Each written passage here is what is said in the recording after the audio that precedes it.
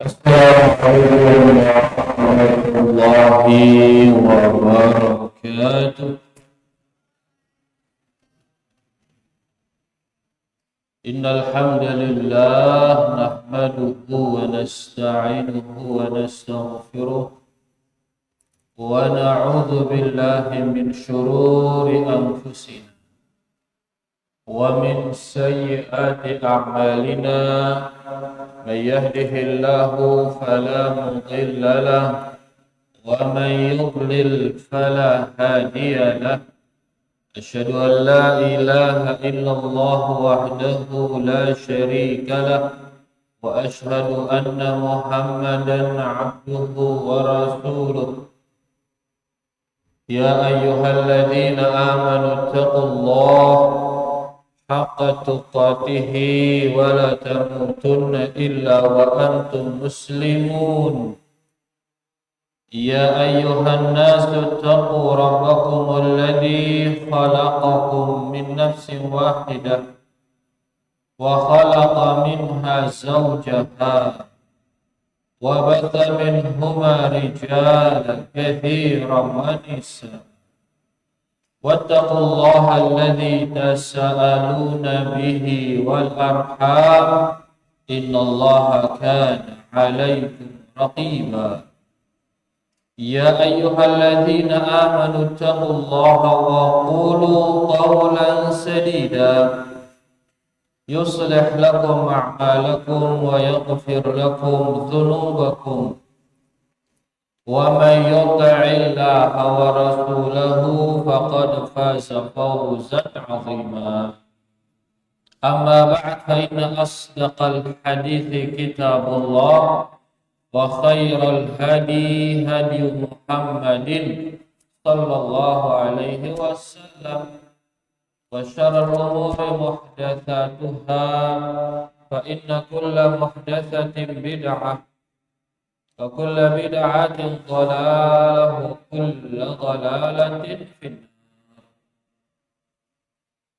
Rahimani wa rahimakumullah, bapak-bapak, ibu-ibu, para santri dan santriwati LKSA Islam As-Sunnah. Ada santriwati sini? Ya, kelolosan. Para santri LKSA Islam As-Sunnah yang semoga kita semua diberkahi dan dirahmati Allah Subhanahu wa ta'ala. Alhamdulillah, kita malam ini bisa melanjutkan kembali pengajian kita. Kita akan mengkaji kitab Ushulul Iman fi Dhawil Kitab was Sunnah, landasan iman sesuai dengan Al-Quran, sesuai dengan sunnah Rasulullah sallallahu alaihi wasallam. Rahimani wa rahimakumullah, kemarin kita masuk ke pembahasan yang keempat, yaitu macam-macam syirik dan kekufuran. Dan kita ambil beberapa poin kemarin, bahwasanya mengetahui syirik terdapat faedah yang sangat besar mengenal kesyirikan itu. Kemudian tujuan mengetahui tentang syirik agar terhindar dari keburukan-keburukan dan penyakit-penyakit syirik itu. Kemudian poin ketiga kemarin, Allah mencintai orang-orang yang belajar kebaikan agar mereka mengamalkannya. Sebagaimana Allah mencintai orang-orang yang belajar keburukan, ya, sebagaimana Allah Subhanahu wa taala mencintai orang-orang yang belajar keburukan agar mereka menjauhinya. Ya, Allah mencintai orang yang belajar, entah belajar kebaikan maupun keburukan. Belajar keburukan tujuannya untuk apa? Menghindarinya. Belajar kebaikan tujuannya untuk apa? Mengamalkannya. Kemudian kita juga kemarin ambil poin bahwasanya visi besar Al-Quran adalah menjelaskan tentang syirik dan bahayanya. Apa nama visi santri? Hah? Tujuan Jamil.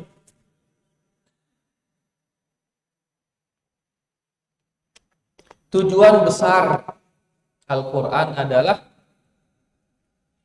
menjelaskan tentang syirik dan bahaya. Kemarin juga sudah kita bahas apa itu syirik, ya, dan pengertian dari segi syarak yang terbagi menjadi dua, yaitu makna umum dan makna khusus. Makna umum yaitu secara umum menyamakan Allah dengan selainnya. Adapun makna khusus yaitu menjadikan sekutu bagi Allah dalam berdoa, dalam meminta syafaat. Ini makna khusus. Kurang lebih ini dalam uluhiyah, menyamakan Allah di dalam uluhiyahnya. Dan ini yang banyak dibahas di dalam Al-Quran, makna khusus ini. Ini sudah kita bahas kemarin. Nah, sekarang kita masuk ke poin B. Kita sudah baca poin A, ya, tentang definisi. Sekarang kita akan masuk ke poin B. Apa itu poin B? Dalil dan penjelasan tentang bahaya dan tercelanya perbuatan syirik. Kita tulis dulu judul dan tanggalnya, ikhwan.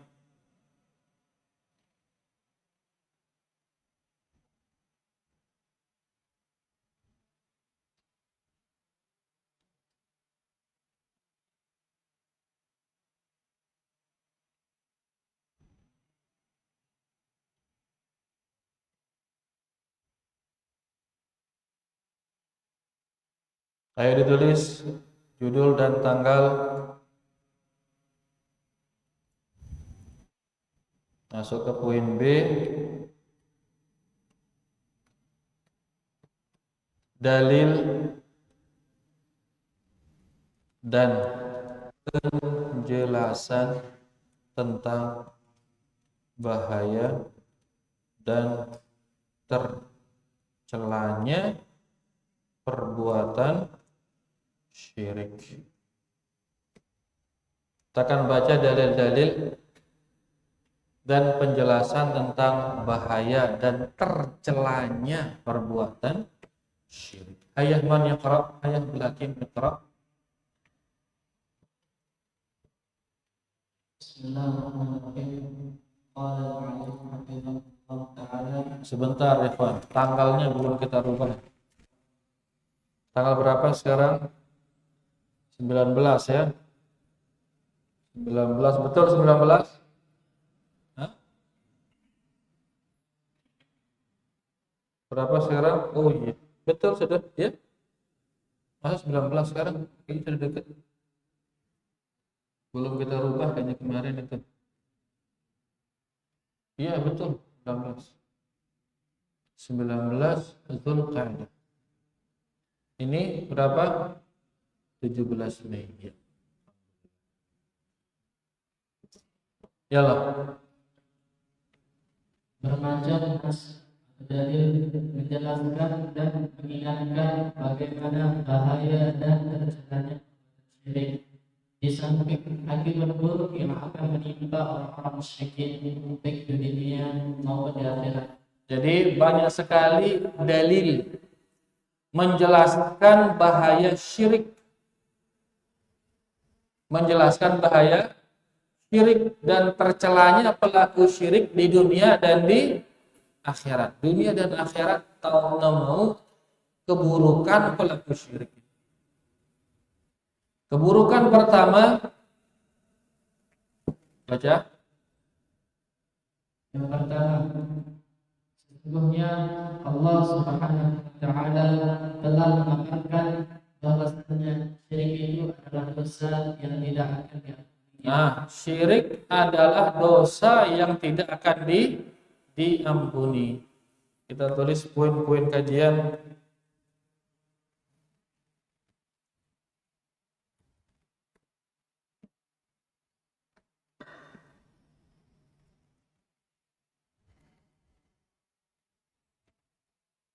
Bahaya syirik.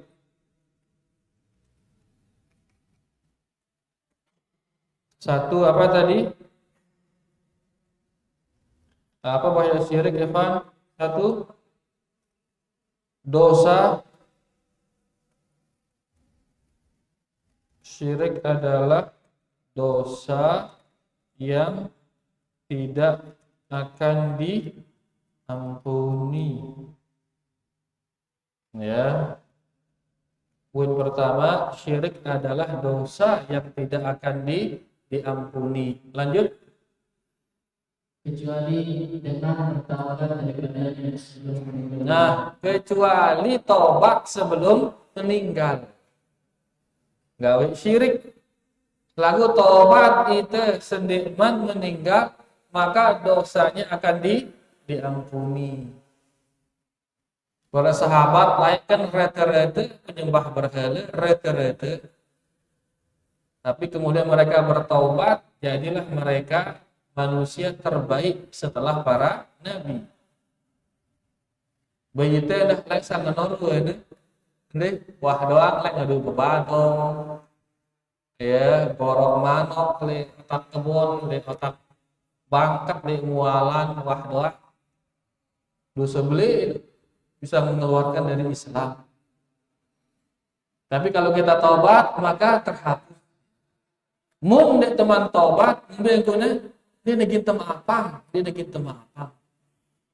Pasti akan diazab, pasti akan diazab. Mun temati jauh dosa syirik pasti akan diazab. Lanjut. Allah Subhanahu wa taala berfirman, Bedalilnya, mana dalilnya orang yang bawa dosa syirik pasti diazab? Mana dalilnya? Baca. Innallaha la yaghfiru la yaghfiru an yushraka bihi wa yaghfiru ma duna dzalika liman yasha.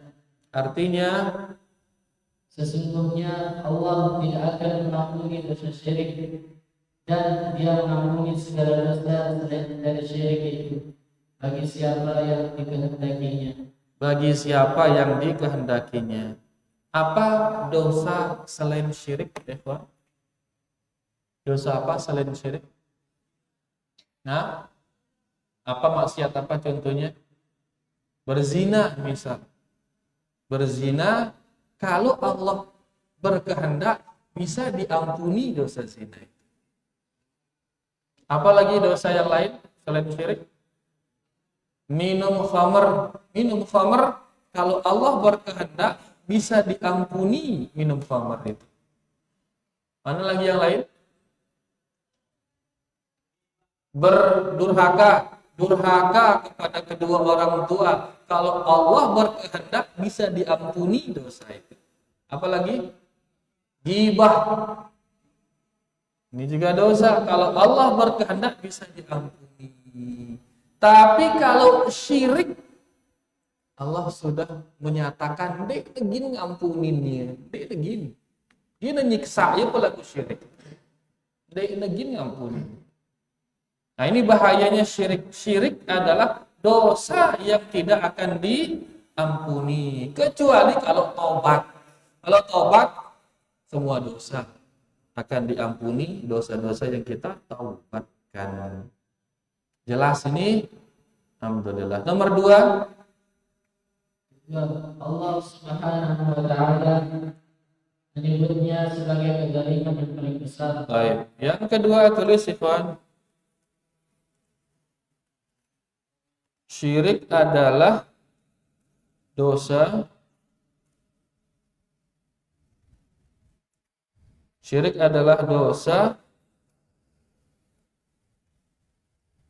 kezaliman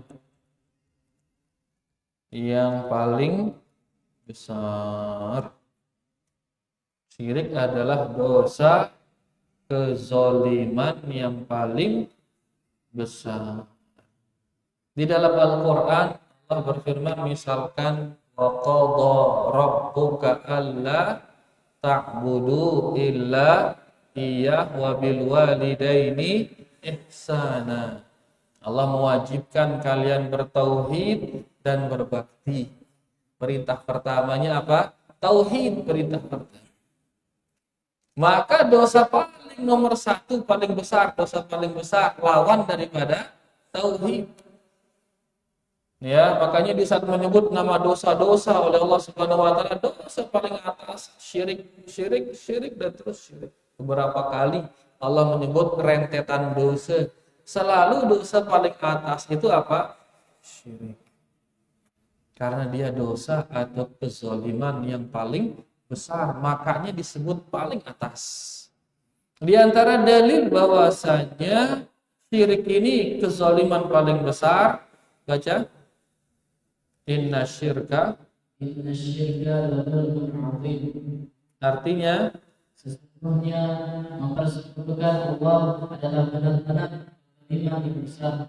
nah, kezaliman yang besar, dia paling atas, dosa paling belik. Ini narak malik lebih belik dengan dosa syirik. Yang ketiga, dia menyebutnya syirik itu sebagai yang membatalkan atau menghapus amalan. yang membatalkan atau penghapus semua amalan. Subhanallah. Narak ngenteng amalan teh sini.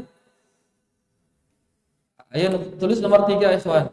Nomor 3, syirik adalah dosa yang menghapus seluruh pahala. Pahala sholat. Berapa kali kita sholat, ya Ikhwan? Kalian sekarang berapa usianya ini?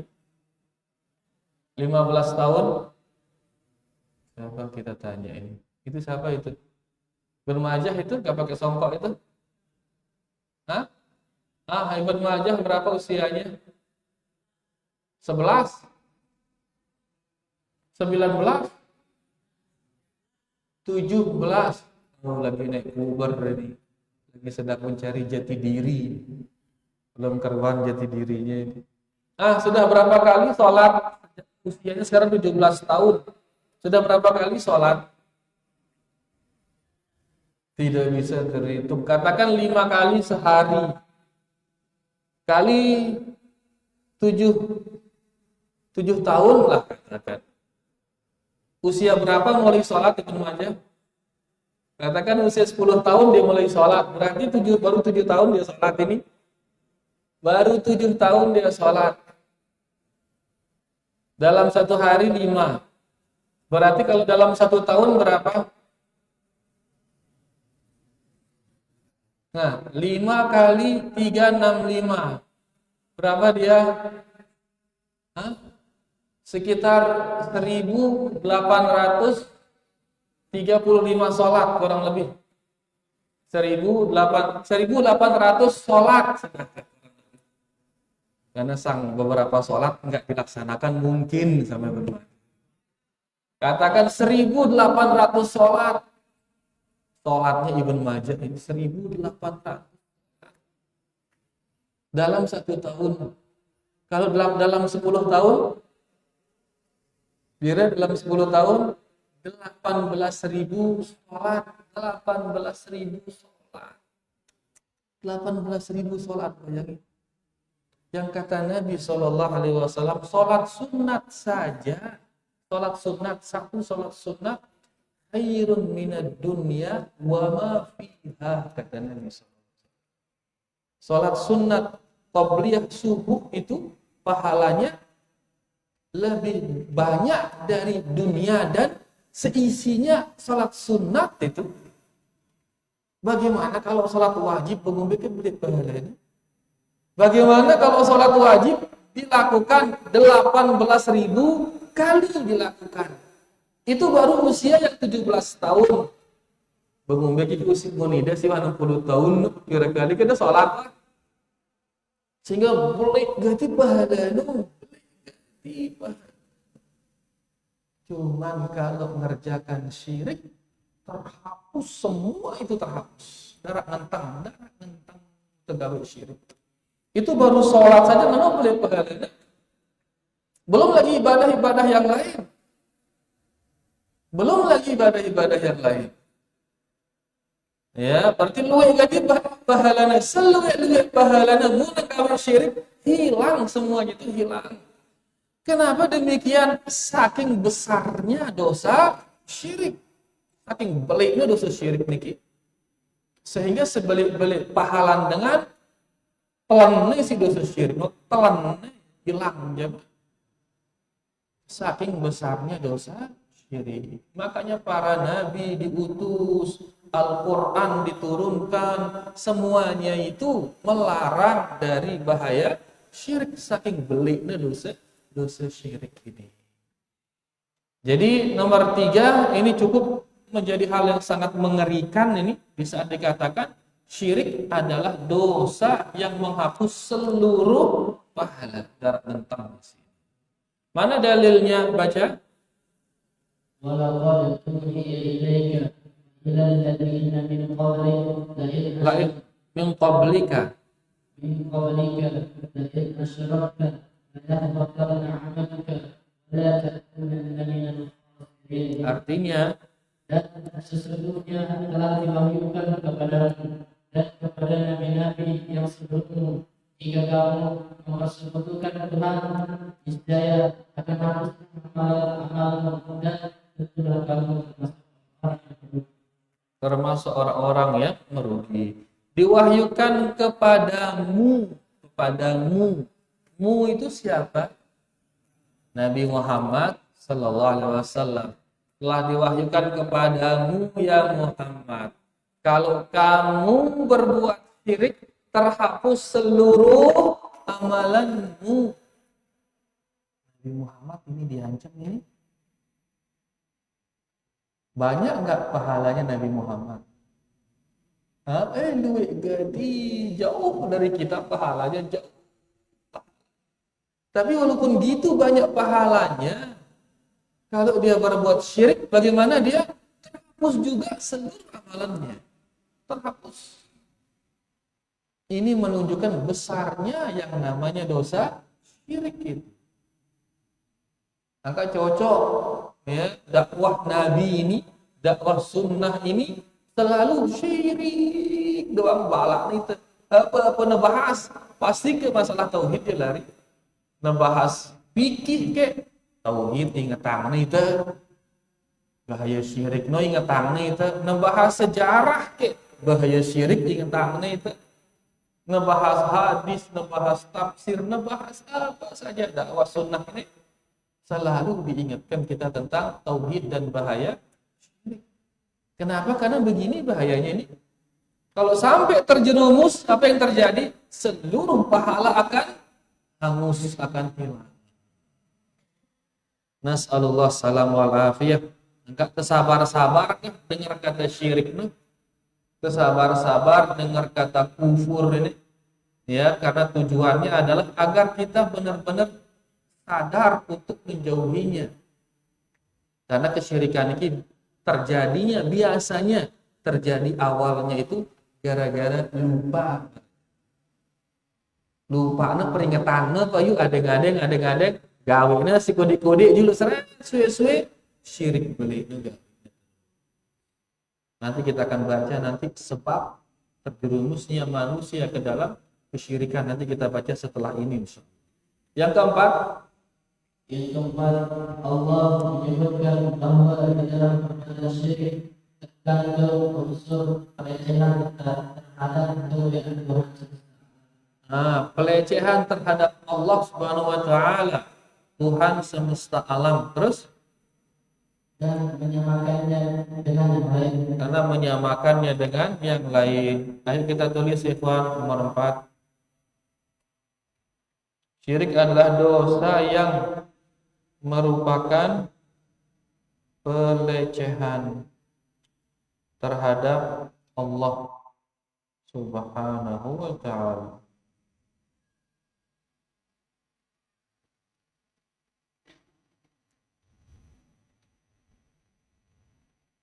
Niki dia para jamaah. Jadi syirik berarti melecehkan Allah. Apa arti melecehkan? Apa melecehkan? Melecehkan yakni merendahkan. Melecehkan yaitu merendahkan kedudukannya yang tinggi, kita rendahkan dia. Ini pelecehan terhadap Allah. Bagaimana bentuk pelecehannya? Bentuk pelecehannya yaitu menyamakan Allah dengan makhluknya. Pada ayatnya Allah kenceng manusia. Ya, jadi kita terkadang ingin mengangkat manusia ini, memuliakan manusia ini. Lalu kadang-kadang kita sering berlebih-lebihan mengangkat manusia. Akhirnya pada yang kenceng Allah. Ampun temada yang manusia kenceng Allah, ini sebenarnya melecehkan Allah. Kita cinta kepada Nabi Muhammad sallallahu alaihi wasallam, misalnya kita cinta kepada Nabi sallallahu alaihi wasallam, terus kita angkat dia berlebihan cara kita ngangkat. Tinggi lalu akhirnya disamakan dengan Allah. Begitu menyamakan Nabi Muhammad SAW dengan Allah, ini sebenarnya kita melecehkan Allah, merendahkan Allah. Sebagaimana orang-orang Nasara mencintai Nabi Isa, sehingga dipuji dengan pujian yang berlebih-lebihan. Dianggap Nabi Isa sebagai anak Allah. Sebagai pujian itu. Yang ngajung Nabi Isa itu mendengar anak Allah. Dipuji Nabi Isa, tapi berlebih-lebihan anak Allah. Begitu mengatakan anak Allah, ini berarti dia melecehkan Allah. Ucapannya kepada Nabi Isa ini melecehkan Allah. Padahal niatnya apa? Mengangkat Nabi Isa, mengagungkan Nabi Isa. Dan banyak lagi contoh-contoh yang lain. Belum lagi menyamakan Allah dalam uluhiyah. Ya, dia minta kepada lolon kayu sebagaimana dia minta sama Allah. Minta tipak mualan sebagaimana dia minta kepada Allah. Pada ayatnya mualan kencet Allah ini sangat melecehkan dia. Belum lagi di sana dia minta kepada sapi, dia minta sapi. Karena ada di negara sebelah pemerintah ini, pemerintah kan berarti dengan pinter ini. Dengan pintar berdoa di Pak Sempi berdoa. Subhanallah. Dia samakan berarti ini. Dia minta kepada sapi sebagaimana dia minta kepada tokoh. Kan melecehkan berarti. Ya, jadi ini menyebabkan kenapa syirik ini sangat bahaya karena dia bentuk pelecehan terhadap Allah Subhanahu wa taala. Bagaimana melecehkannya? Yakni menyamakan Allah dengan makhluknya. Tadi makhluknya misalkan sifat maha mendengar. Dengar itu nyanyi si gurun teh da rawasangnya. Bembe tahu teh dengarnya itu. Dia nana oke. Ulah menu ide laun si gurun teh da rawasang ya dengarnya itu. Seolah-olah gurunya maha mendengar gitu. Padahal maha mendengar sifat siapa? Allah. Gurunya bisa memberi mudarat. Padahal zat yang bisa memberi mudarat hanya ya. Jadi intinya bahwasanya kesyirikan itu adalah pelecehan terhadap Allah. Kenapa? Karena kesyirikan itu berarti menyamakan Allah dengan makhluknya. Baca ayatnya. قالوا وهم فيها يختصمون تالله إن كنا لفي ضلال مبين إذ نسويكم برب العالمين. Mereka berkata, sedang mereka bertengkar di dalam neraka. Nah, ini ucapan penduduk neraka ini. Apa dia bilang? Demi Allah, sungguh kita dahulu di dunia dalam kesesatan yang nyata. Nah, di neraka dia ngaku, wah taman neraka, wah ampun ngaku. Apa ngana sesat gadi telai ngana lagu di neraka wah tahun ini berpegawai ini malik. Nggak ada gunanya, sudah di neraka, sudah dia angkat ke sendi mantem hati, silakan nyerahkan jarang kesyirikan. Ini sebelum kita berucap seperti ucapan ini nih. Dia mengatakan demi Allah, sungguh dahulu di dunia kita dalam kesesatan yang nyata. Bagaimana bentuk nyatanya? Lanjut. Karena kita mempersamakan kalam dengan Tuhan semesta. Karena kita mempersamakan kamu, wahai manusia, dengan Allah semesta alam. Ngena nunjuk dengan si sembah nelayan ini. Ya, nunjuk makhluk si sembah nelayan ini sesat jauh ini gara-gara temada yang ya dia bilang sini menyamakan kamu dengan Tuhan, dengan Allah Rabbul Alamin. Berarti kesyirikan ini menyamakan makhluk dengan Allah dan ini pelecehan bagi Allah Subhanahu wa taala. Berapa banyak sekarang mereka menyamakan makhluk-makhluk ini dengan Allah Subhanahu wa taala, entah dalam rububiyah, dalam uluhiyah dan dalam al-asma was sifat. Dan tentu yang paling banyak tentu menyamakan Allah di dalam uluhiyah. Ini yang keempat. Yang kelima, bahaya syirik. Kelima, Allah memberitahukan bahwasannya barang siapa yang mati dalam keadaan syirik atau menyekutukan Allah akan kekal abadi di dalam neraka jahanam. Nah, yang kelima, syirik adalah dosa yang menjadikan pelakunya kekal di dalam neraka. Apa nama neraka ya Tuhan? Hah? Neraka bahasa Arabnya narun. Nar. Apa arti nar? Api. Nar itu api. Neraka ini bahasa Sanskerta. Neraka artinya api. Nah, orang yang mati dalam kondisi syirik, dia akan kekal di api selama-lamanya di api. Lebih tahu nah, subhanallah. Ketemu kubur doang kan gar-gar itu ini. Ya, gin mati, itu gin tambah kubur masih tanah pada bahan kencawat. Gar-gar itu. Dia dengan oke. Gin tambah api ini wati untuk billah. Ya, dan apinya ya 700 atau berapa? 60 kali lipat. 60 apa 70? 70 kali lipat panasnya api dunia. Ya, jadi api di dunia ini bagi tanah api neraka terus dicelupkan ke lautan sebanyak 69 kali. Baru kemudian sisa sekarang sakit itu yang kita pakai di dunia ini. Ya kadang tu berdila dan ke ini ya kadang tu berkipas. Api kena api doang ini. Listrik ini kan api ini. Ya kadang tu mobil, ya kadang tu bebelian, ya kadang tu mongkak si 1/70 dari api neraka. Angka panasnya api neraka 70 kali panasnya api dunia. Dan anehnya le neraka ndik temate itu masalahnya. Mulai dunia kan sedut kita mati atau enggak mati selesai mati selesai wah sakitan le akhirat le neraka enggak mati ini masalah sampai kapan dibakar kalau dosa syirik maka kekal apa nama kekal apa nama selama-lamanya Hah? Tidak ada ujungnya nama selama-lamanya itu. Ya, seandainya kata rumput di LKSA ini, rumput Satu daun rumput sama dengan 1000 tahun.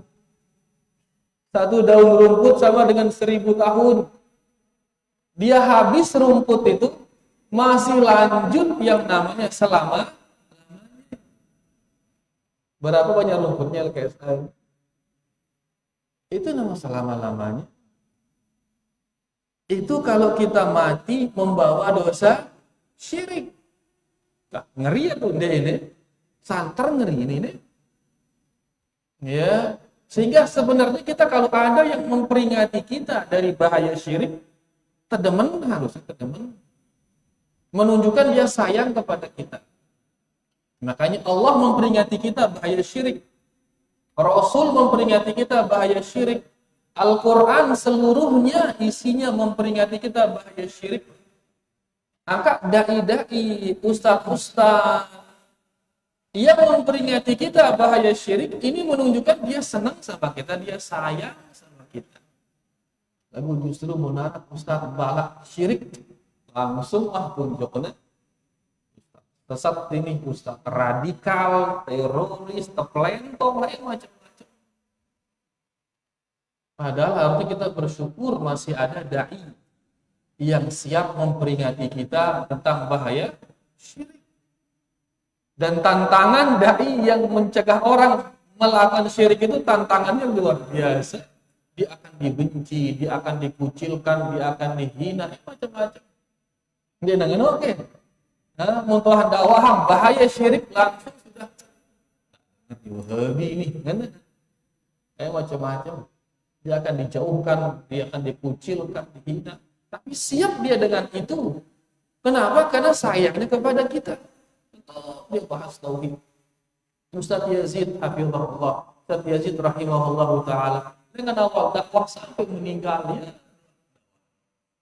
Rumah beliau dilempar, kajian dan sebagainya. Lalu tetap kokoh, tidak dia gerwit sama sekali, tetap mendakwahkan tauhid. Tapi lihat hinaan yang beliau terima. Nah, karena mundur-mundur dari memperingati umat akan bahaya syirik ini. Ya, jadi intinya kalau ada orang yang mencegah kita dari perbuatan syirik, harusnya tedemen hargain dia, bersyukur. Karena itu bentuk daripada sayangnya. Justru dai-dai yang ndek nemeli bala itu syirik. Ngoluang itu enggak syirik. Berarti kan yang ngoluang itu kekal neraka ini. Justru itu yang banyak orang anggap, oh ini bagus ini baik. Ngana? Masa baik ngoluang itu tema ning neraka masa baik. Ngoluang itu kekal neraka wah. Ya, maka mari coba kita renungkan kembali bahaya-bahaya syirik ini, ya, sehingga kita bisa melihat ya, yang benar-benar sayang kepada umat. Kalau kita lihat ini bahaya-bahaya daripada syirik ini. Sudah kita baca dalilnya tadi? Belum ya? Baca Iqra. Innahu man yusyrik billah faqad harrama Allahu 'alaihi al-jannah wa ma'wahu an-nar.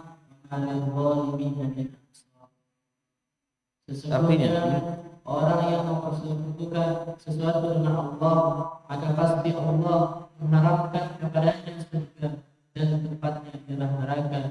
Tidaklah ada bagi orang zalim itu seorang penolong. Ayo, lihat. Orang yang mati membawa dosa syirik haram nata surga. Haram nata surga. Ini kalau sama surga dengan mati dengan jauh dosa syirik. Tadi di poin pertama tadi dikatakan orang yang mati bawa dosa syirik pasti dihukum. Jadi kita ampuni. Kemudian kalau dihukum, yang kedua haram sama surga. Haram sama surga. Saya haram sama surga ini. Epen surga itu haram. Dia akan pasti disiksa, tidak akan diampuni. Yang kedua, haram masuk surga. Kalau tidak masuk surga, kemana dia? Wa ma'wahu an-nar, tempatnya di api tempat. Yang panasnya 70 kali lipat. Setelah dia di api, ada yang bisa nolong dia orang syirik ini? Nggak ada yang bisa nolong dia. Allah mengatakan wa ma lidzalimina min ansar. Dengan si mati jauh dosa syirik ndarak gin bau nulungnya ndarak bau ngeun Allah Subhanahu wa taala. Saking besarnya dosa syirik. Berarti malaikat Jibril dia bau nulungnya, dia bau. Nabi Muhammad sallallahu alaihi wasallam dia bau nulungnya mun mati jauh dosa syirik. Makanya Abu Thalib yang diringankan azabnya itu khususiat buat Nabi kita Nabi Muhammad sallallahu alaihi wasallam, khususiat khas bagi dia. Khas bagi Abu Thalib juga dari Nabi sallallahu alaihi wasallam. Itu pun dia subur cuma diringankan. Berarti selain Abu Thalib bersiap-siaplah menemati jauh dosa syirik darak gin mulungnya. Namun malaikat dia bau, nabi dia bau, baru lagi gini gurun teng laun ke dia ngerosang itu dia lagi nulung ya.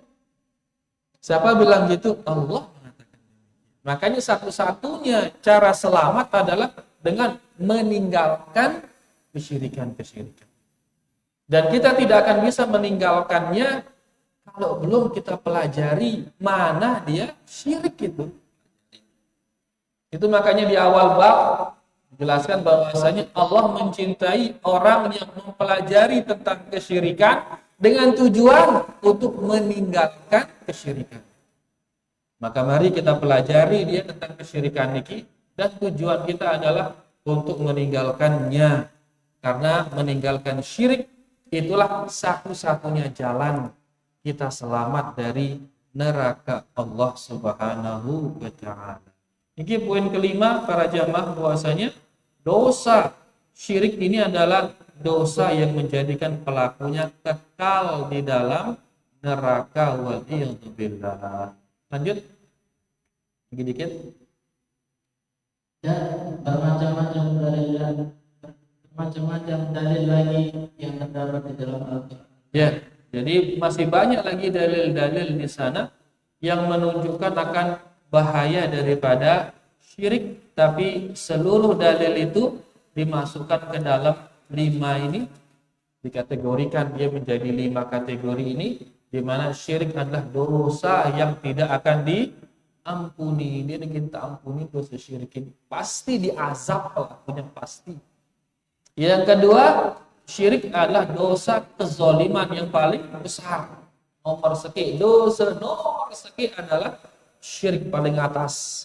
Yang kedua, dosa syirik menghapus seluruh pahala kita.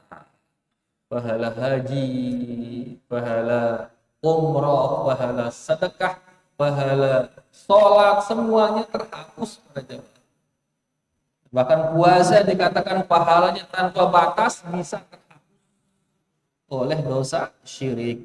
Kemudian yang keempat, syirik adalah pelecehan kepada Allah Subhanahu wa taala. Ini menjadikannya menjadi dosa yang sangat besar. Dan yang terakhir adalah syirik menjadikan pelakunya kekal di dalam neraka waliyadzubillah. Mudah-mudahan saat itu taufik isi Allah Subhanahu wa taala untuk terus mempelajari tentang syirik dan bahaya-bahayanya ini, dan mudah-mudahan Allah Subhanahu wa taala memberi kita taufik untuk menjauhi perbuatan-perbuatan syirik. Allahumma amin. Bayar ini para jamaah yang bisa kita ambil 5 poin ini ya, berkaitan sudah waktu niki. Insyaallah berikutnya nanti kita akan baca latar belakang terjadinya perbuatan syirik dalam sejarah manusia ini. Allah taala ala wa alam wa sallallahu ala nabiyina Muhammad walhamdulillahi rabbil alamin. Sila tazan teman.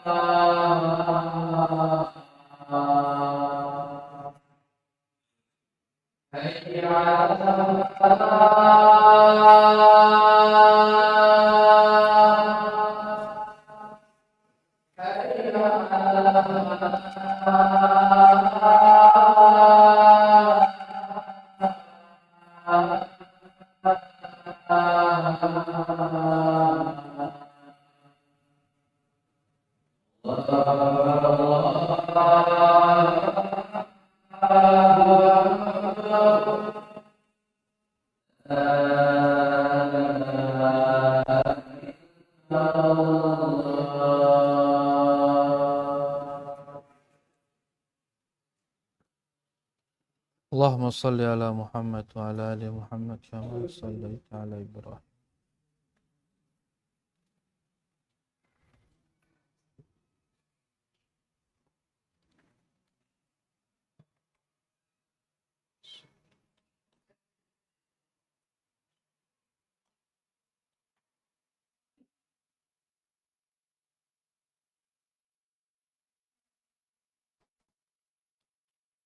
Baik. Saya harap pertanyaan dengan para jemaah. Silakan. Di belakang.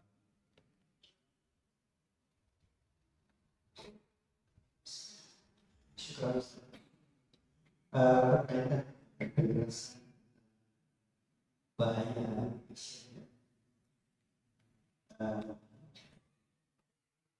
kita kembali ke di masa yang dulu kita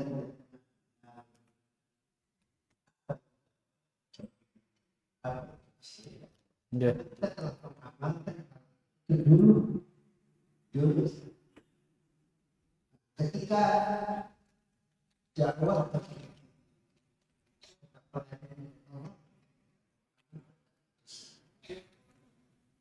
kita akan melihat kembali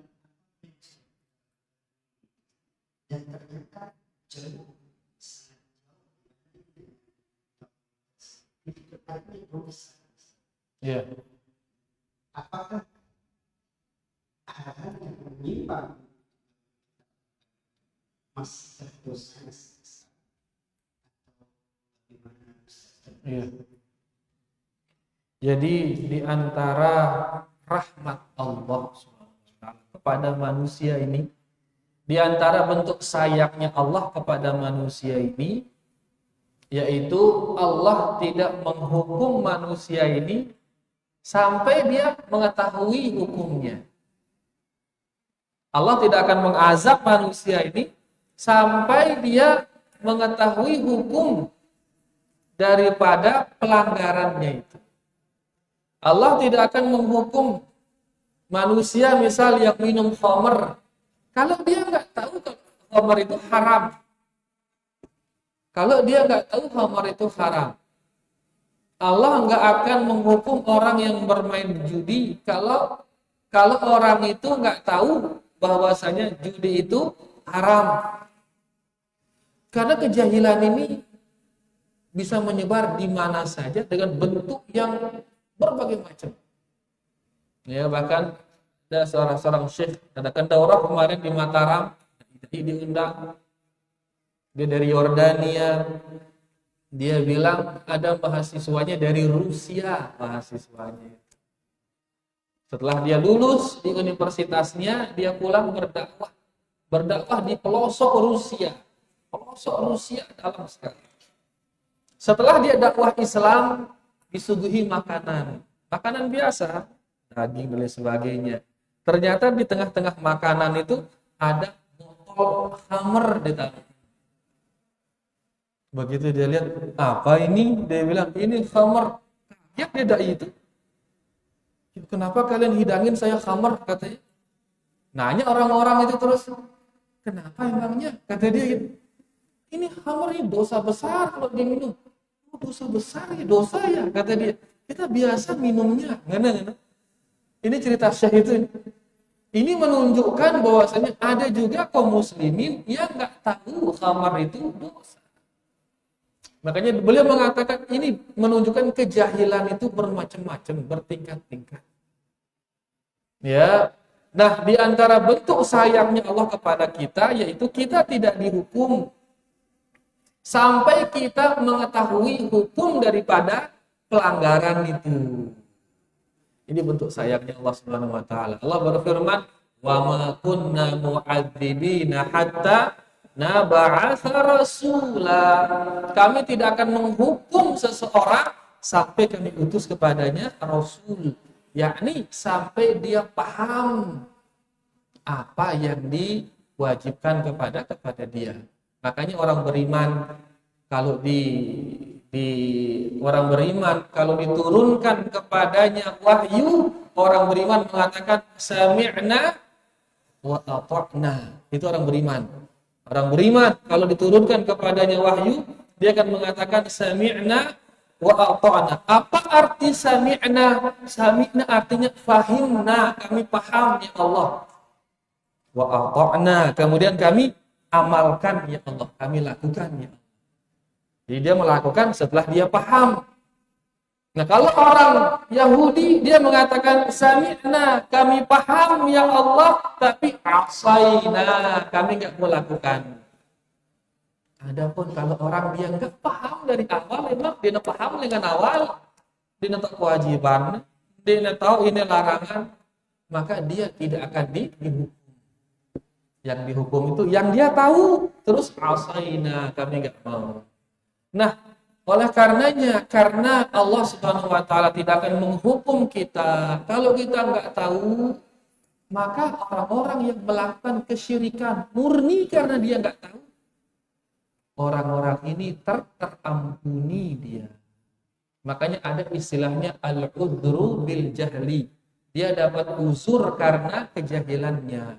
Nah, itu yang kita husnuzonkan kepada orang tua kita dulu. Person-personnya ini, ya person orang-orang tua kita dulu yang dia mengerjakan kesyirikan itu, kita berhusnuzon mungkin mereka nggak tahu, apalagi syubhat kencang dulu kan, senggeger senggeger Nabi Yusuf, tolong Nabi Yusuf, koyo akhirnya diamalkan sama mereka.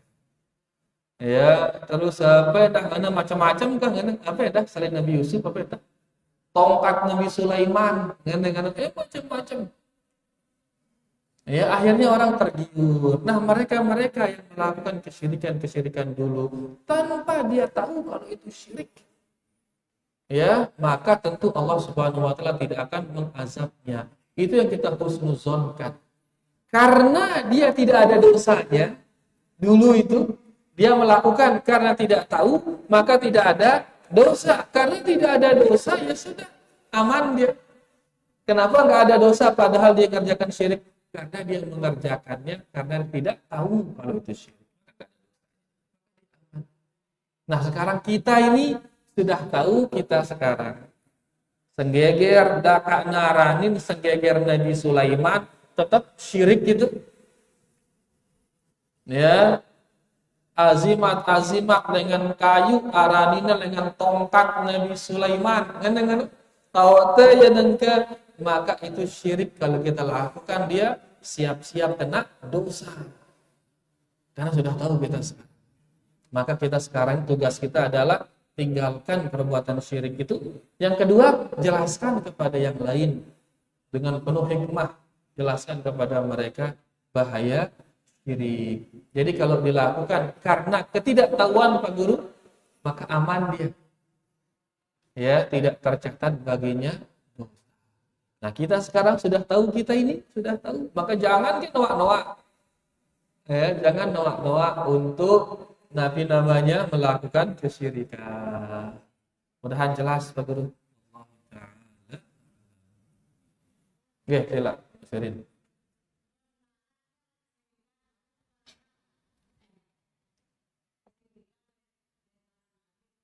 Ya, arah kesyirikan di zaman Nabi luwe, ya, sebelum dia diutuskan, apa arahnya sebelum beliau menaklukkan kota Mekah, mereka orang-orang musyrikin Quraisy niki nuluk berhala jama le Ka'bah no 360 patung tuh nulukna le Ka'bah no kesyirikan diberantas oleh beliau. Bahkan sahabat-sahabatnya yang baru masuk Islam kadang-kadang masih kesyirikan oleh dia. Begitu menaklukkan kota Mekah, ulih dia dengan Mekah ngono, tiba-tiba ngita ya lolong beduri beli apa ngena para sahabat si guru tabi Islam ini ya Rasulullah piang itu tahu tenggantung pedang ngena akhirnya mandi pedang teh ngena. Berarti dia mencari keberkahan di pohon yang besar itu inginnya ini. Sahabat si guru tabi Islam ini minta keberkahan dengan pohon si beli ini noh negantung pedangnya, akhir pedangnya mandi gara-gara tergantung deh pohon si beli ini, pohon beduri. Bita nangka ruana noluk pedang le gua apa ke ngenteng lo gua ini lah batu ne kena mandi ngenteng ana sepuk taya le mualan be ke kena mandi pada kesyirikan ini. Ada di antara mereka para sahabat yang ngadu kalau ingetin ni si Nabi sallallahu alaihi wasallam inzi hasadi ya di zaman dia. Jadi sahabat kadang-kadang enak melakukan itu tapi langsung ditegur oleh Rasulullah sallallahu alaihi wasallam nek basa-basi nabi enten. Namun dalam masalah kesyirikan niki. Jadi arah kesyirikan sebelum zaman beliau, saat dah sedang zaman beliau. Setelah beliau meninggal juga balik kesyirikannya. Bapak lagi ke zaman ini nengkang macam dengan arak kita tiang jangkan lek sopok gua tema lek gua ini agama Islam ke agama Hindu tema lek gua barang beribadah kan jelas lah ini besorban besongkok putih ini mana sorban songkok putih ngadu kelambi takwa bekereng muslim atau ndek muslim bahkan sang guru ini menunjukkan di zaman kita itu kesyirikan menyebar luar biasa menyebarnya. Kalau kita biarkan bahkan kasihan orang, maka mari tugas kita adalah sebarkan tentang bahayanya syirik niki. Karena Nabi sallallahu alaihi wasallam bersabda, la yu'minu ahadukum hatta yuhibba li akhihi ma yuhibbu li nafsihi. Dia beriman ni daripada sampai dia menang semeton de menang untuk diri de sendiri. Nengke itu demen itu dia gawe syirik, maka terdemen dah kita semeton te sinde gawe syirik. Sebaliknya mun kita yang gawe syirik nih, tersedih kita yang gawe syirik. Tersedih tak asik kita gawe syirik. Ya, sehingga kita pelan-pelan mencabutnya dari kesyirikan itu. Jadi arah syirik kita naik dari zaman Nabi dan Nabi Muhammad sallallahu alaihi wasallam. Jelas deh, Musyirin. Sila lemudi deh terakhir. Nggih.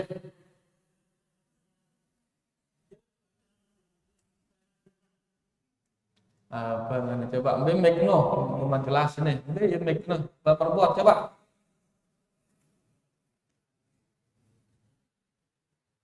Iku mbekna kalau mak Jumat ini.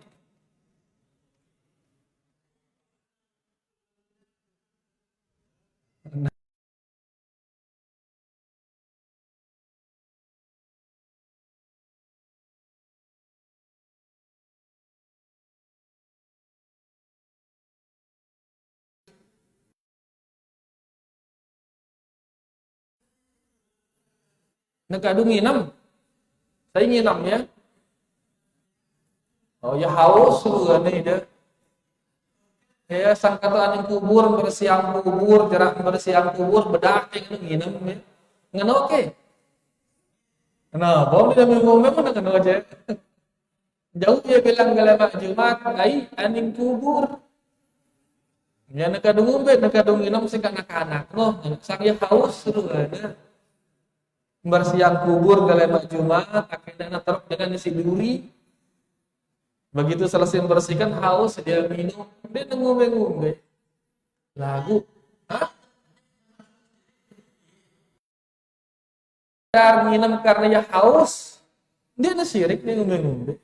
Lagu, nah ini lagu ketuk misal dulu, kocor di atas kaki berkah aino. Sehingga mau minum si kanak-kanak no pinter kanaknya. Tugi genjari ke anaknya jadi pejabat ya laun ngana misal ngana berarti dia yang minum bukan agar dia hilang hausnya bukan lagu akhirnya apa akhirnya berkah nah ini berarti minta berkah le kubur perbuatan seperti ini adalah perbuatan bid'ah dinara di zaman Nabi Muhammad sallallahu alaihi wasallam bahkan bisa jatuh ke dalam kesyirikan. Kenapa demikian? Karena dia membuat sebab yang Allah tidak pernah menjadikannya sebagai sebab. Minta berkah dengan Allah dengan cara meletakkan pocor di atas kuburan. Minta berkah dengan Allah dengan cara nuluk pocor di atas kuburan. Ini syirik. Dan mengenai masih syirik kecil. Lagu mau yakin keberkahan datang dengan isin kubur no keberkahan yang datang maka ini jatuh dia ke dalam syirik besar jatuh. Isin kubur no barang niat dijari parana pejabat dengan sugi dengan alim ini jatuh dia ke dalam syirik besar. Jadi pertama mun nunjuk kocor ketuk karena ake narak minum pas na haus benih ngumbe-ngumbe aja.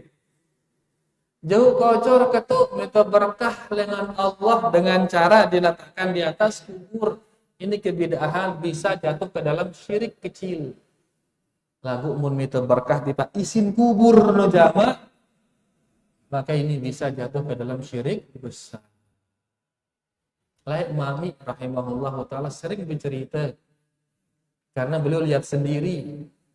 Ya, dan waktu itu juga sama tiang dia duduk pas berobat di apotek Cakraparma karena juluna arak pure tono arak pure di julu. Pas tengganti obat no beliau melihat orang-orang Hindu niki meletakkan kocor le candi no terus terus dia nyembah macam kono nyembah tuluk apa namanya sajian lah macam ya setelah itu tuh dibawa kocor itu pulang mikirin deh kayak ini tuh minton batur no ngana sering dibahas di kajian ini sering disebut ya kan pada jama munia nolo oleh candi munita nolo lembe sang ye reta minton ngana ya, makanya perbuatan-perbuatan bid'ah atau syirik ini sering datang dari luar para jamaah, ternyata datang dengan luar. Kita tuh bagus, ini, kita coba ya, begitu dicoba, no sehat kita, mujarab berarti, tetu berarti, dia tetap lakukan karena hasil uji coba, Jadi ingat agama ini bukan hasil uji coba, bukan. Agama ini dia dasarnya adalah Al-Quran dan hadis, bukan uji coba. Sok tua coba sang nemandi. Agama ini bukan uji coba. Ya, agama ini adalah qala Allah wa qala Rasulullah sallallahu alaihi wasallam. Pintona cara bagus ini. Terus akhirnya teman dalam misalnya. Kita ada dengan nuluk ketopak nih bucun-bucun balik. Pintona terus ngerasa tenang dalam balik kan gara-gara topak ini barang ya dan seterusnya. Jadi intinya bahwasanya terkadang kesyirikan yang ada ini lantaran kita mencontoh dari luar agama Islam. Mudah-mudahan dia jelas. Teluino ya hukumnya tergantung niatnya dengan sini dulu. Ya, wallahu ta'ala. Baik, karena ada acara nanti para jamaah kita singkat ini. Cukup 3 dari para jamaah. Ini santri banyak sekali nih santri ini. Ustadz, apakah bid'ah termasuk syirik? Secara umum bid'ah lain, syirik lain. Secara umum. Tapi kalau lebih didetail lagi, kesyirikan itu dasarnya adalah kebid'ahan, hal-hal baru. Syirik-syirik ini adalah hal-hal yang baru di dalam agama. Makanya terkadang ya syirik itu dikategorikan juga dia sebagai bid'ah. Ya, syirik itu dikategorikan juga sebagai bid'ah karena dia ya sesuatu yang baru yang dimasukkan ke dalam agama Islam dan ini hukumnya syirik. Ngarangone ngendeng tipa isin kubur ini enggak ada dalam Islam. Begitu dia lakukan maka ini kebid'ahan dalam Islam tapi hukumnya syirik hukumnya. Bisa mengeluarkan orang dari Islam. Allah Ta'ala. Kalau kita berbuat syirik terus kita bertaubat, apakah Allah akan menerima taubat kita? Iya. Kalau kita taubatnya lengkap syarat taubatnya, ya dia tinggalkan syirik, kemudian menyesal telah berbuat syirik, kemudian berjanji tidak akan melakukan syirik lagi, lengkap syarat taubatnya, maka taubatnya akan diterima taubatnya. Dia bertaubat sebelum dia nyawanya di tenggorokan. Lagu mun wahai tenggorokan ngombe yang kuna tidak akan diterima. Allah akan menerima taubat seseorang malam yugharghir kata beliau selesai. Sebelum dia gargarah. Apa gargarah itu? Yaitu suara napasnya yang kata napasnya itu. Kenapa gitu suara napasnya, Ikhwan? Kenapa? Kayak orang berumur itu. Karena nyawanya sedang dicabut nyawanya. Arak suaranya tak subul, marangan kerokno suaranya, kerok yang lembut menurut suara dengan dicabutnya. Nah, sebelum dia seperti itu kalau dia taubat, maka taubatnya diterima walaupun dari dosa syirik. Walaupun dari dosa syirik. Apakah benar kalau kita takut kepada hantu itu syirik? Hantu. Apa itu hantu, Tuhan? Jin. Iya, dikatakan takut kepada jin ini termasuk dalam khauf sirri. Takut yang tersembunyi itu. Takut yang tanpa sebab. Ini dikategorikan syirik oleh para ulama kita. Karena dia takut sesuatu yang tanpa sebab. Takut tanpa sebab. Kecuali takut yang nampak. Takut kepada hal yang nampak ini tidak apa-apa. Tekek dia lihat nampak, tekek itu takut dia, nggak apa-apa karena dia nampak. Ular dia lihat lari dia. Karena takut ular, nampak ular itu nggak apa-apa.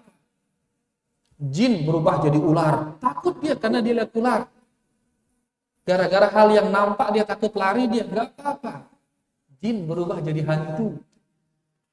Nampak dia, takut dia, nggak apa-apa karena dia nampak. Yang masalah itu takut kepada hal yang tidak ada sebabnya, sirri. Onya, arak, ngene, tono, ngene. Takut dia kepada hal yang sirri, ini yang dikategorikan syirik. Walaupun syirik kecil ya, karena dia sirri, ya oleh para ulama. Tapi kalau dia nampak, kayak apa misal, ular misal, atau ini misal, hantu tempur, betini ini takut misal tiba-tiba ya apa ngelekak otak-otak lekak enaknya kan. Dan memang jin diberi kemampuan untuk menampakkan diri dengan apapun.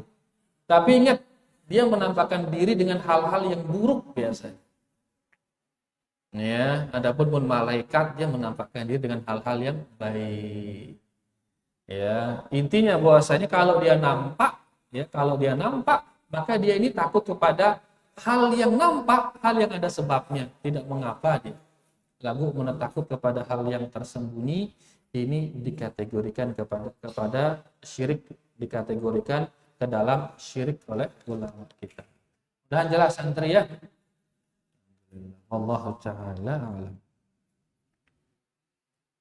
Apakah dosa syirik tidak akan diampuni Allah dan tidak ada yang bisa menolongnya? Jika keluarga yang masuk surga yang menolong. Jadi dosa syirik tidak akan diampuni Allah. Dan tidak ada yang bisa menolong pelaku syirik. Jika keluarga yang masuk surga, keluarga dia nolong kita, ada itu syafaat, si wali surga no. Bisa atau tidak? Tetap nggak bisa. Karena Allah mengatakan, ya, apa tadi firman-Nya? Apa tadi? Min Nasir, apa ayatnya lengkapnya? Kenapa kita lupa ini? Allahumma shalli ala nabiyina Muhammad. Ini dia. Wa ma lidh-dhalimina min ansor. Orang yang zalim itu tidak akan ada yang bisa menolongnya. Jadi semua nggak bisa nolong dia. Ya, malaikat saja nggak bisa, nabi saja nggak bisa, apalagi keluarga orang-orang biasa. Kenapa dia mati dia hari ini?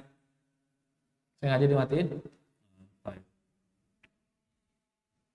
Apakah benar dunia sangat mengherankan bagi wanita? Kok mengherankan? Katanya surga ada di telapak kaki wanita. Tapi mengapa yang paling banyak masuk neraka adalah wanita? Aduh, ini ilmu kalam doang ini. Jadi dikatakan surga di bawah kaki ibu, di bawah kaki ibu, bukan di bawah kaki pacar, bukan. Bawah kaki ibu. Ada salah seorang laki-laki ingin berjihad. Dia pergi berjihad, berperang ini bersama Nabi SAW, berperang bersama Nabi SAW, berarti nggak diragukan lagi kebenaran perangnya ini, karena dia perang bersama Nabi SAW.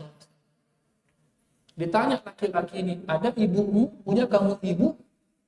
Dia mengatakan, iya ya Rasulullah, ada ibu saya. Maka beliau mengatakan, ilzimha, temani ibumu, karena surga berada di kakinya. Apa maksudnya? Bantu dia. Sudah, hinakan dirimu ke ibumu, bantu dia beliang ya pakai merina. Beliang itu terasi. Kadang-kadang kan disuruh kalian beli terasi. Saya pakai jubah ini disuruh beli terasi. Aduh ibu, kalian bilang gitu. Enggak, surga itu di kakinya. Merendah serendah-rendahnya di hadapan ibu. Itu maksud bantu dia. Walaupun menjadikan kalian merendah serendah-rendahnya. Dan sebagian kita malu dia beli terasi ini ya. Gagah-gagah ini kan. Masa kita ini ustaz mau beli terasi ini. Gana-gana hilang. Enggak, kalau ini untuk ibu bantu. Ya, sehina-hina pekerjaan selama dia halal. Karena kenapa? Surga ada di kakinya kan. Maksudnya apa? Merendahkan diri di hadapan orang tua. Jadi surga di bawah kaki siapa? Ibu, di bawah kaki ibu. Bukan semua wanita, tapi di kaki ibu. Kemudian kenapa wanita banyak masuk neraka? Iya, yang banyak masuk neraka wanita. Ya, karena mereka yang banyak melanggar syariat Allah Subhanahu wa ta'ala. Dia lemah, hatinya lemah, soalnya wanita itu naqisatu aqlin wa din. Wanita itu dia kurang akalnya, kurang agamanya, kurang. Kenapa kurang agama? Karena kurang sholatnya, kurang. Kenapa dia kurang sholatnya? Karena dia haid. Kalau laki enggak dia haid. Karena dia kurang sholatnya, maka kurang agamanya. Karena dia kurang agamanya, maka kurang sepangarnya, kurang pelindungnya, kurang. Sehingga mudah dia berbuat maksiat. Karena pelindungnya kurang. Apa pelindung itu? Sholat diantaranya. Inna sholata tanha 'anil fahsya'i wal munkar. Sholat mencegah kita dari perbuatan yang keji dan munkar. Wanita kurang sholatnya, sehingga pelindungnya kurang. Maka mudah ikut maksiat. Karena banyak mengerjakan maksiat, makanya kebanyakan penduduk neraka itu adalah wanita. Nah kalian juga yang laki kalau jarang sholat maka hilang pelindung itu. Akan mudah lagi nanti mengerjakan dosa-dosa yang lain. Waliyadzubillah. Kalau sudah sholat ini hilang, akan mudah ke khamar itu mudah. Akan mudah ke perjudian, akan mudah ke perzinahan, akan mudah ke yang lain. Kalau sholat ini sudah hilang. Tapi kalau sholat masih dijaga, maka akan masih aman, insya Allah terjaga kalian dari perbuatan yang keji dan mungkar. Makanya pesan kita, jadi apapun kalian nanti, mau jadi apa saja. Mau jadi kerja di pabrik, kerja di sawah, kerja di kantor, kerja di pasar, kerja di polisi, tentara, jadi apapun kalian, jangan tinggalkan yang namanya. Apalagi sholat ini dia identitas Islam kita. Al-ahdul ladzi bainana wa bainahum as-shalah faman tarakaha faqad kafar. Identitas Islam kita itu sholat. Kalau nggak ada sholat maka nggak diakuin kita oleh Allah Subhanahu wa taala. Walaupun banyak ibadah yang lain. Ya, jasa yang lain banyak tapi nggak ada sholat, nggak diakuin sebagai hambanya oleh Allah Subhanahu wa taala. Karena penghambaan yang paling penting apa? Kepada Allah Subhanahu wa taala. Jadi wanita banyak masuk neraka karena banyak pelanggaran. Banyak pelanggaran apa sebabnya? Karena sedikitnya agama dia, banyak sholat yang tidak dia lakukan. Tapi ini dia para jamaah santri, nggak bisa kita jawab semua pertanyaannya ini karena kita ada acara sebentar, yaitu takrim atau kemuliaan buat santri-santri kita yang sudah sukses menghafal. Pengendek waktunya semendak para jamaah. Pertama, tasmimatan talabul ilmi, yaitu bab syurutus shalah. Berarti ini dari kitab Al-Usul Ats-Tsalatsah ya. Ya, syurutus shalah Syekh Muhammad bin Abdul Wahhab, karya Syekh Muhammad bin Abdul Wahhab. Satu kali duduk semua syurutnya ini ditasmi. Dua orang ini. Pertama atas nama Muhammad Abdi Akraman. Aina huwa Abdi Akraman. Aywa. Minaina Abdi Sumbawa. Yang kedua Muhammad Hulaifi. Aina Muhammad Hulaifi. Aywa. Minaina Hulaifi. Titi Batu. Isnin faqat otak. Kita awali dari Muhammad Abdi Akraman, menghafal matan syurutus shalah Muhammad bin Abdul Wahhab. Ini. Barakallahu fikum.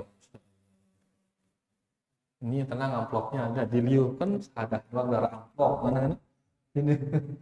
Kita ambil gambar. Ayo. Dinampakkan, diangkat.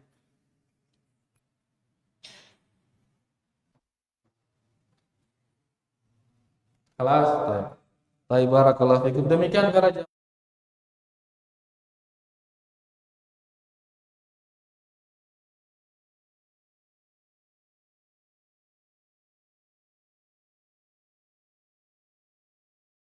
Assalamualaikum warahmatullahi wabarakatuh.